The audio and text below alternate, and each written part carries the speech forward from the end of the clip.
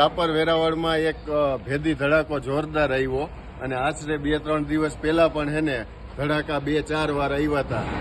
સવારે 10 વાગે આવ્યો તો, બપોરે 12 વાગે આવ્યો અને 2 વાગ્યા આસપાસ તો જોરદાર આવ્યો ને તો બધા સાપર વેરાવળ જીઆઈડીસી બહાર નીકળી ગયા અને ખબર પડી કે આ શું છે. તો બધાને એકબીજાને ફોન કર્યા તો કે વાડીમાં ટોટા ફોડતા છે. તો પછી ફોન કર્યા તો ઠેક પડવલા સુધી અને આમ સાપર શીતળા માતા મંદિર લગીને ફોન કર્યો તો જાણવા મળ્યું કે આ બધી અવાજ આવે છે. અને આજ રોજ હજી બપોરે હજી બહુ જોરદાર ભયંકર આંચકો આવ્યો. અમને એમ લાગ્યું કે બાજુમાં ફોર્જિંગ છે ને તો ફોર્જિંગ ની ધ્રુજારી આવે છે, પણ આગળ ફોન કર્યો તો ખબર પડી કે ત્યાં પણ ધ્રુજારી આવી છે. એટલે તંત્રને જાણ કરી છે કે જે હોય અમને જણાવે અને ખબર પડે અમને બધાને કે આ શું છે ધડાકા, ભેદી ધડાકા. બરાબર.